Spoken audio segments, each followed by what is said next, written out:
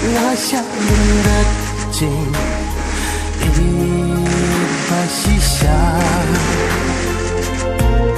ngarang mutapi ihok yang dakong pengyanga pisyet gelang tahun haka jing